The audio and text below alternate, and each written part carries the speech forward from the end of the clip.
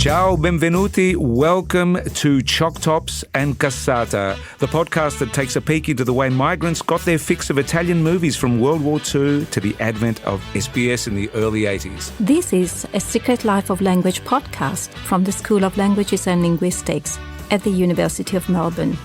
I'm Elisabetta Ferrari, lecturer in Italian Studies at the University of Melbourne. I'm Mark Nicholls. I research and teach in film in the School of Culture and Communications at the University of Melbourne. And I'm Santo Cilauro. I'm not a lecturer in anything. I'm a writer, I'm a filmmaker, and an unashamed connoisseur of all Italian B-grade movies, regardless of where they were made. Sicily, Calabria, or way up north in Naples.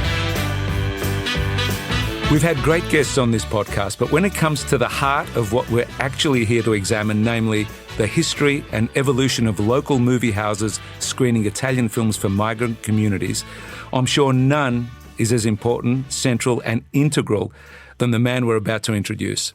From very humble beginnings, he established and now heads a major distribution company as well as Australia's largest independent cinema chain, Palace Cinemas. On top of that, exactly 25 years ago, he founded the Italian Film Festival in Melbourne, which, amazingly, is the biggest public celebration of Italian cinema outside of Italy. Cavaliere Antonio Zeccola, we are delighted and honoured to be speaking with you today. I am honoured to be with such eminent people here in this room. It's fantastic. I think this is the first time we've had a Cavaliere with us. Yes. Have you left your... For those who don't understand, a Cavaliere is a knight. And I can vouch for Antonio being a knight. He left his horse outside. It's just nose in a trough as we speak. Antonio, thank you so much for coming in today. I guess we should start at the beginning.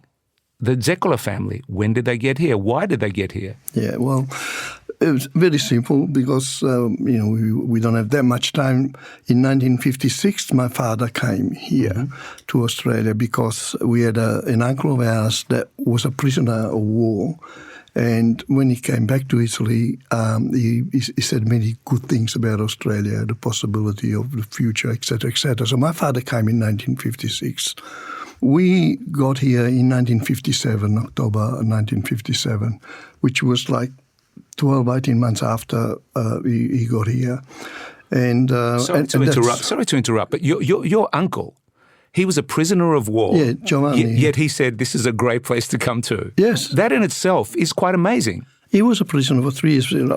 He worked in a farm, and he was an agricoltore di mestiere, and the farm was looked after, but had many things that need to be fixed up, like this beautiful peach tree that was in front of the farmhouse, but it was overgrown, was never really chopped at the right time in the right position. So what he did that at the right time, and he chopped it right back. When the family came out of the house and saw this tree, it was the nudity of everything just there. Like, they wanted to kill him. I think the father went and got a gun and wanted to shoot him because it killed the tree until spring. When spring came, it was all full of flowers and everything. They appreciated what he did. And he did many other things. But he also taught us war jokes, and he said that it was hot, and he worked hard, and he sat down on what he thought was a tree trunk until it moved, and it was a snake. Oh, no. It just shows the attitude of the migrants at the time. You're actually locked up in a place, things aren't going that well, people don't understand why you're chopping trees down, all that, and you're still telling your family this is the land of dreams. I find that amazing. He obviously eventually was loved by the family, and I was sorry when he had to go. And that's what he told us as well, because he did some really magic things in the garden. And he also did the same in Italy, a little piece of land that he had. It really produced beautiful wines and beautiful other things in Italy. So was your brother or your father involved in cinema back in Italy? My father was a bit of a creative person. Before cinema, he organised theatre, plays, Pirandello, in this church hall. Was always a church hall in Piazza dei Monaci a Muro Lucano. And so he would pick up the book, a Pirandello book for argument's sake. He would write the script, and he would get his friends to do it, and because he was a cabinet maker by trade as well, he do his own sets, so that he would produce and run this theatre plays in this church hall. When cinema became a little bit more popular and he was able to go to Naples, buy the equipment and start showing films in this little theatre that turned into a little cinema, that's how we got into cinema. And I remember many elements. When I was a kid, I would always sit in the front row. I remember Bing Crosby, The Bell of St. Mary, in Italian, of course. And I remember many other little things. As a little kid, I was there in the front row watching films all the time. Because films had to be naturally suitable for my age as well, because it was a church hall. So when in 1957 he came to Australia, 56 he came to Australia after he had been to Brazil for 3 months, and he hated Brazil, and he came back to Italy, borrowed more money, and decided to go back to Australia because of my uncle's suggestion. And in 1957, we arrived. We do not a word of English, nothing at all. When I say we, it was me, my 4 brothers, my sister, and my mother. So, and my father, don't ask me why, he managed to borrow £2,200 from the Commonwealth Bank to pay for the passages, because he didn't want to wait with the £10 immigration system that existed at the time.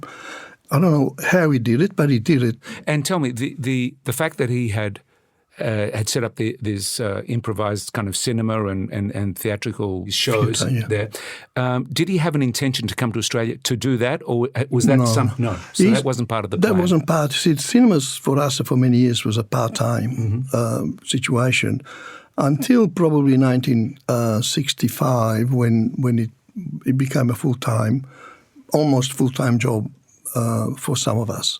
But we always loved cinema, obviously. My father loved it. My elder brother, Frank, was in it as well. So when we actually started, it was like, I think I was 19 when I had my first cinema in Noble Park called the Pix Theatre, which is still there. And we started, because it closed down, I rented from the Springvale Council and rent cinemas there on Friday and Saturday. It was just a hobby. I wasn't making any money.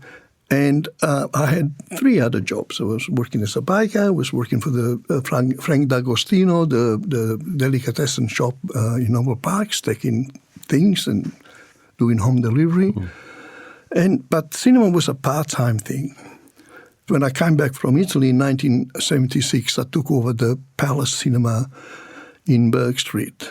And that's when I decided to dedicate myself, drop everything that I was doing, but just go into the film business full time. Because up until then, I had done all kinds of jobs, had a wife and 2 boys already, and therefore the cinema wasn't sufficient enough. Even the Metropolitan cinema, which was hugely successful initially, in the early 70s, when SBS came, it sort of stopped a lot of Italians going to the cinema.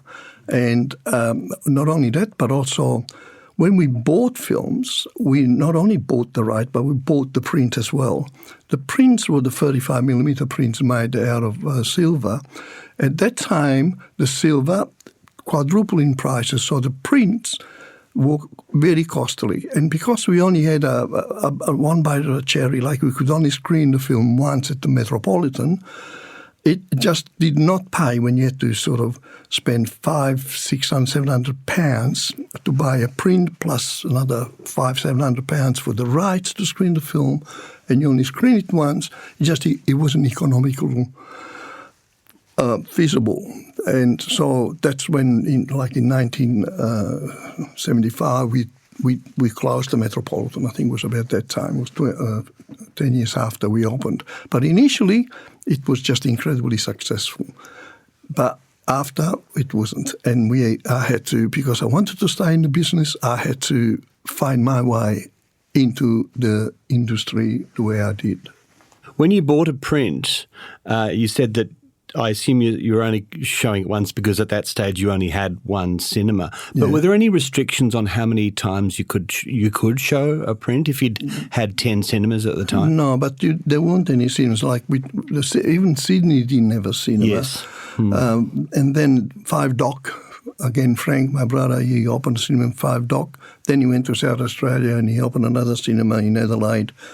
And there was one in Perth always, but they never actually returned the investment that was being made. But it's still quite incredible to think that in the 60s and early 70s, there were various Italian cinemas in the one city and everyone was surviving. Yes. La Scala, as you mentioned, the one in Brunswick, the one in Palumbo in Clifton Hill, Cinema Italia. Yeah. Yeah, Did you ever have to get together with all the other owners just to decide not to get in the way of each other? Or how competitive was it? It was very competitive. With the La Scala, sometimes we used to supply them with films the week after or whatever. So there was a sort of a communication, but we also knew that they weren't doing all that well either. So it was getting a bit harder when Metropolitan opened. Because of the capacity of the Metropolitan, close to a couple of thousand seats, it sort of absorbed a lot of the business of all these other smaller cinemas had. But it must have been slightly sort of wild frontier land because there's not really much regulation going on. It doesn't seem like there's much, so some operators can get away with buying pirated films and getting away with it. In Naples, there was a street, which is still there, from off of Spacca Napoli, where they used to have pizza of films, plate of films there, pirated, and they were there on the ground. Who controlled all that? Was the government getting involved? Or? No, they weren't. No, because we also were screening on Sunday or things like that, which was illegal at the time. So, it sort of. There was no control. We didn't exist as far as the... Wow. I love that. I think that's a wonderful thing. Yeah. But I also wonder how much of control did you have on the kind of film that you would choose and screen? I suppose if there were films that were bought more in a, I don't know, like in a black market, you would just have to get whatever was there available. Whereas by going through Titanus, for example, you would really have a choice on what to screen. The money that we were paying allowed us to have to screen as many times as we wanted to. There was no restriction. The restriction was only on the length of time, which I remember was about 5 years that you could have had that film, which then we extended to 7, and now we buy a lot more for that. But initially, it wasn't the amount of time you screened the film, and in fact, we did screen the film many times over as a support of the main film that we had. So we had a new film, and it's also because we always screened double. Okay, so we had the main film. And then we had a supporting film that had already screened before, but it wasn't. There was no restrictions as far as the amount of time you could screen it. It was more to do with the length of time that you could have screened it for. It's very interesting. Yeah. And so, what about the choice of films? So, who decided what film actually to buy to screen? Look, we knew what was popular. Because we sold the tickets to the people that came. And so we knew that the Franco e Cicin Garcia were very, very popular. And then we knew that the Albano, Gianni Morandi, the musicals, they were really, really successful. My brother Frank was even more successful in convincing Paramount, the American Paramount, in supplying us with the Ten Commandments in Italian, The Sting in Italian, The Godfather in Italian, and was second-hand prints that came from Italy. But that really what kept us going on, even more so than the Italian films, because as we talked before, some of the Italian films were popular, but others weren't. And at times you were forced if you wanted a Franco-Cicci and Garcia film, you also had to get something else. What about art house films? Your Viscontis and all those films? That were, like we had the Investigazione di un cittadino di sopra di ogni sospetto, Gian Maria Volonté. I don't know if you know the film. We had Nino Manfredi films. We had quality films, but the quality films, they weren't as popular, to be honest with you. They were just they came because they were regulars, but it didn't bring the sort of crowd like, sell-out crowds at Metropolitan like the Franco-Cicci and Garcia. At times, there was a cinema in Lathrop Street, I think, that played Italian films. And every now and then there was in Collins Street, the village, I can't remember, they were playing sometimes some good Italian films. I can't remember the title. It was one of Sofia Loren that was in it, and it was a normal cinema. Bear in mind that in those days cinemas were not doing as well than the English-speaking cinemas.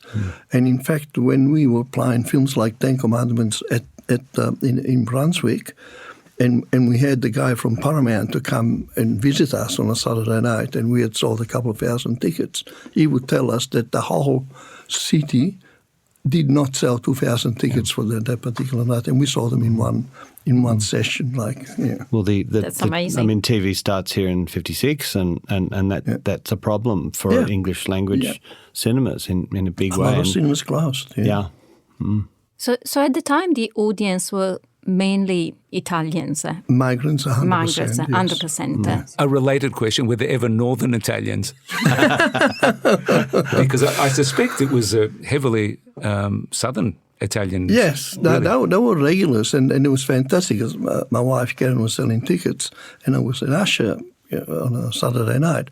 And it was like when someone came and bought tickets, they didn't buy one or two tickets. They bought for the grandmothers, for the wife, parents, for the 6 children, they were buying so many tickets, And the catering would have been interesting as well. We had your nephews, Carlo and Giovanni, said that the Cassata was the favourite. The Cassata were just walking out. We would get hundreds, and we never had enough, because if you have 1,000 people, you can only have on the table, stools or whatever, a couple hundred. But once again, when they came in, they didn't want one cassata to cassata. They wanted a box full of cassatas. And so we did our best.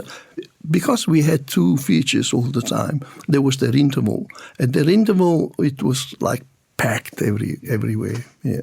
And just on a particular thing, the Metropolitan itself was regarded as one of the great designs of cinema with the futuristic look.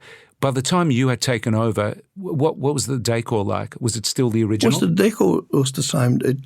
It was famous because I think it was the first film cinema in Australia which had a revolving stage, and also it had the capacity, but architecturally it was left alone. But the cracks started to appear at certain parts, so we had an engineer looking at it and things like that. But it wasn't. What about the ticket box? That futuristic. Still there, yeah. That ticket box is still there. It was there, yeah. Right, it was there, yeah. Because people are trying to find out where it is, and that's a real mystery. Yeah, exactly. And also what my brother Frank did, he imported a fountain from. We talked about the mystery. So you had the fountain. Yeah, we had the fountain. Yeah, good. That's a mystery solved because we've talked about that a couple of times, and no one can remember which cinema it was. There's a lot of people who say that the fountain was at Cinema Italia, and as a person who went to Cinema Italia a lot, I can't remember a fountain. No, we Frank specifically, my brother Frank, who took the leasehold of the building from a Greek landlord in Sydney. He bought the fountain in Italy. He brought it to Australia for the Metropolitan Cinema. With coloured lights, am I right? Yes, they had all the for the time, all the jingle bells and everything. The water spreading up and down. That's good. That's a mystery solved. Exactly. Yeah. Can I just ask a parallel question? For what was happening with your cinema and the other Italian cinemas in Melbourne, was the equivalent happening with Greek cinemas? Yes. So it was. It Yes. was as popular. Yeah, very popular because there was the Empire Cinema a little bit further down in Sydney Road, Brunswick, and that just closed a little bit before us. So you pivoted after the demise of Italian cinemas. You still had the passion for Italian cinema itself, and thought, okay, how do I reinvent? Yeah. How does the family reinvent itself? What do we do now? Well, and that's what happened in 1976. This cinema, the Palace in Burke Street, which had been completely renovated, and it was a beautiful, beautiful cinema and was available. The people that had bought it had gone receivership, so it was in the hand of a finance company, Lensworth Finance, I remember the name. I went to them and I begged them to let me operate the cinema for a pepcorn rent, and they'll let me have the cinema. So I reopened the cinema, but I wasn't allowed to play first release films because there was a cartel amongst Hoyts owned by Fox and Greater Union Village owned by Rank. So it was difficult for me to get films. So I had to reinvent myself to stay in the business. And what I used to do well with was having, on a Sunday, the Pink Panther days, start at 10 o'clock and run all the Peter Sellers Pink Panther films. And I used to do with Woody Allen films, and I used to do it with the Bond films. So that sort of somehow, and I used to do double features. Not Franco and Ciccio, though. No. Double features. Marathons. No. But were you able to screen also Italian films, or were mainly international American films? At the same time, I had another cinema in Glenferrie Road in Melbourne, the old Metro in Melbourne. And so we used to occasionally run an Italian Sunday, but there just was not enough demand to bring fresh stuff in, and et cetera, et cetera. And there was the period when cinemas were closing weekly, basically, left, right, and centre. So as soon as some cinemas were closed, like the Chelsea cinema closed, I went there and took it till last. The Sandringham Drive-In was available. A village walked out. I went in there and did very well for a few months until the property was sold because it was too valuable. And so I went to Adelaide. And Adelaide, I did a few months in Adelaide, and then it didn't work, and I came back. So there's been a lot of this yo-yo type of thing, up and down, and I can tell you that many times I would get up in the morning and look myself in the mirror and get a pain in the stomach because I had certain expense, and I was saying to myself, today I got to earn $2,000. How the hell am I going to do this? It's sort of.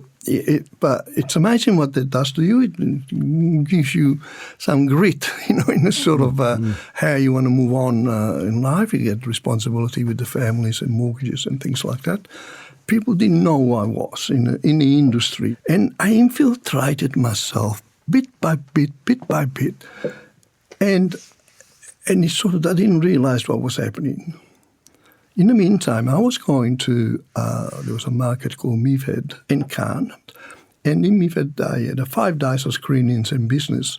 And I saw wonderful Hungarian films, Russian films, Italian films, some of them, and French films, of course, and Spanish films and what have you. And I liked them. I watched them and I liked them. And I thought, well, if I liked them, there could be an audience for me in Australia. These films were mainly playing in the Melbourne Film Festival and the Sydney Film Festival, and it was a cabal. It was only a certain amount of people very jealously guarding their territory. Yeah. And I thought, you know what? I think that maybe we could run a French film or a Spanish film at the Metropolitan and see how it goes. And that's what we did. And we found that there were a lot of people that were watching this film. I wanted to watch outside the Melbourne Film Festival or the Sydney Film Festival. picked up a couple of French films, one of the first films that Gerard Depardieu did, and played them, and they were financially successful, if you like, you know. And therefore, it gave me that initiative to continue that. You know, I felt that while the majors were squeezing me out, I had just enough space to put my foot in to stop them closing it down. Because you have to remember that this was then an English-speaking country. And the industry was very, very controlled. Then other things happened, like I was buying these great films, and but no one would screen them. In order for me to play my films, I had to have my cinemas as well. So one thing drew to the other, and the other, and the other, and the other. And now, as you say, we are the largest independent family-owned cinema operators, and we also screen in these festivals that are so successful. So we would be the biggest French film festival in the world, and that's what I say anyhow. And with the Italian, we're not as big as the French, but we is still the largest Italian film festival. It's incredible because that's amazing. that line from your beginning to where you are now, it comes from a love of cinema. You know, you say you look at yourself in the mirror and say, I've got to, will I survive this? You must also look at yourself in the mirror and say, well, I'm glad that I've stuck with what my passion was, with what my father's passions were, and that every step of the way has created the next step. That's right. It sounds like you've turned every obstacle that you've encountered into a positive and say, okay, that's an obstacle. How do I get around this? And how do I climb the mountain? Yeah. and which brings us to today. I mean, you still run the cinemas, and cinema is in an interesting state at the moment because of what we stream. So, do you enjoy the challenge of whatever the future brings, or do you fear for the future of cinema? Actually, having gone through COVID and streamers, and just coming out of it, we're not there yet. We're not back to now 2018 or 2019. We like 25% below that, and so is the whole world, not just us. However, when we have a film that people want to see, they're coming. It's harder, but in answer to your question, cinemas, having survived thus far, they will never close. I think that there's another couple hundred years of life left in the cinema. It doesn't matter what the new technologies will bring. And we've been under attack. It's not just the streamers, but also the home televisions. The screens are larger, the sounds are better, and so there's a whole competitive element that competes with us. And being a confident man that I had to be confident all the time, I'm not going to give up right now. I'm going to keep on fighting. Because it's just when you think sort of Italian cinema is sort of dead and buried, then the last couple of years have been good for Italian cinema, haven't they? Excellent. There have been some great films and great filmmakers. Yes, Matteo Gardone, Sorrentino, etc., etc. For those who don't know, the Astor Cinema, that is an iconic cinema in Melbourne, it had its problems a few years ago. Yes. You stepped in, and now it's one of your cinemas. Yes. Can I just ask you, those decisions, how much of it in percentage terms is a financial decision, and how much is it from the heart? Honestly, if I were to look at what I've done in my life, if my decision would have been financial, I would have been a builder. I would have been a developer. Yeah, wrong business or something. Yeah. But when you got to go out there and buy a film, take a sum of, say, $500,000, and you don't know whether the film is going to work or not, and you're going to put another couple $100,000 to promote the film, and with that $700,000, I can buy an apartment in a city that's going to grow in value. So that gives you the answer. That answers my question. Well, I've got to tell you, I have my own answer to my own question, and that is I went to the Astor Cinema a couple of months ago to introduce a film called Puskás and Ange. Postecoglou. So it was a documentary about Ferenc Puskás, one of the great soccer players of all time, and how he met Ange Postecoglou when he coached at South Melbourne. And the cinema was packed, top and bottom was packed, and people were screaming and shouting at the games. And to me, I was almost in tears thinking, this is a cinema. Yeah. This is the sound of a cinema. And that's the advantage we have. You can't repeat that at home. That's right. So therefore, one of the great experiences in my life is going to see the first Gladiator at a cinema about 7 times maybe. Yeah. There's nothing like it. No.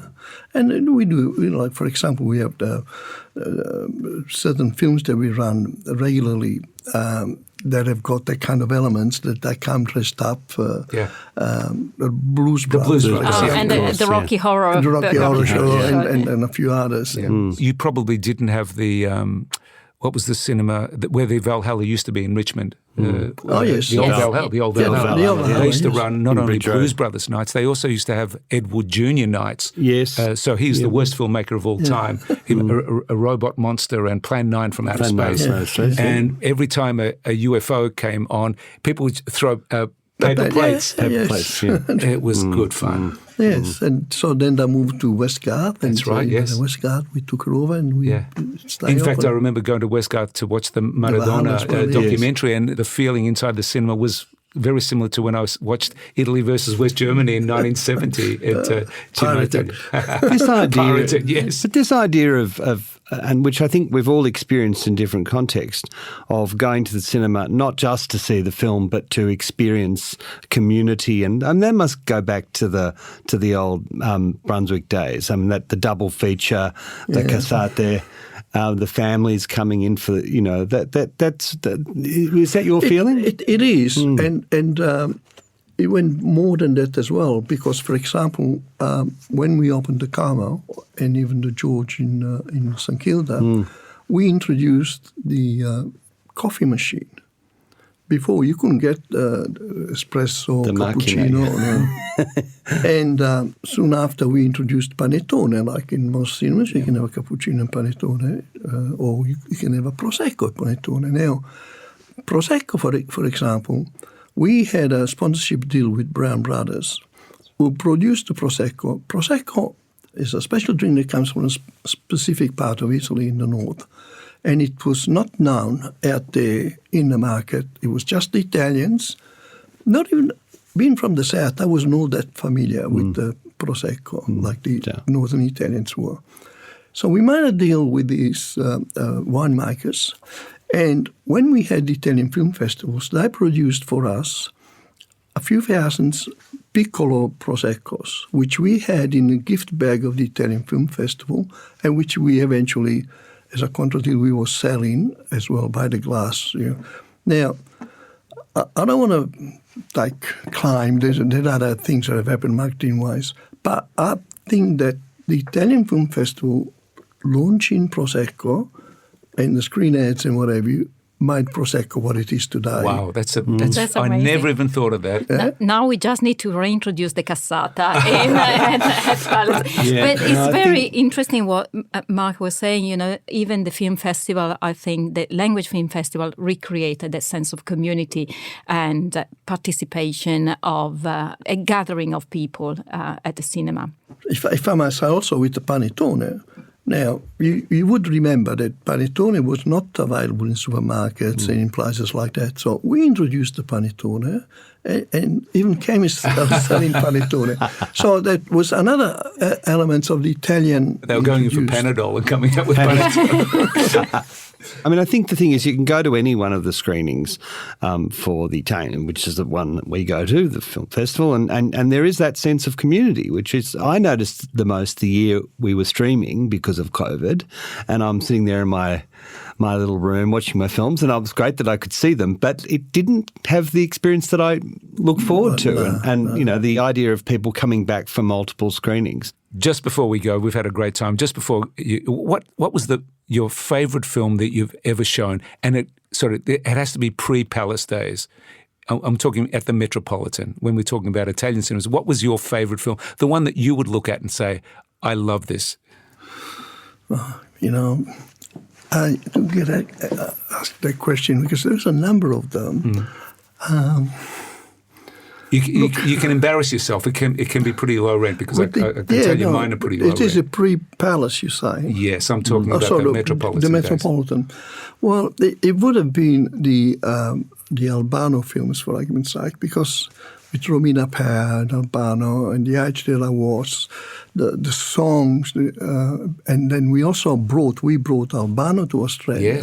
Yes. And so for me, that was a really special. It wasn't the most artistic time of my life. But you said that you enjoyed those. Yeah. It really convinced me to continue with the work that I was doing because it was good, the satisfaction. And that's pinnacle that you get, sometimes with a simple film like Nel Sole, I think was the film. And it was just a simple story of love between Albano and Romina, which they eventually got married with Franco Franco and Ciccio Garcia. An enormous amount of beautiful songs that were very popular at the time. And I was very proud to have that in Australia for the Italian audience. That's great. And so, Santo, which one was your film now? Unfortunately, it always goes back to Italy versus West Germany, semi-final 1974. The one that you have Italy got wins 4-3 in extra time, so I'm afraid. Sorry to give away the ending. Spoiler alert. Antonio, thank you so much for not only for joining us today, but thank you so much for all these wonderful years, these decades that you've dedicated to not only Italian cinema, but all cinema, and your contribution to the landscape in this city and this country. So we thank you very much. It's been a pleasure. I hope to continue.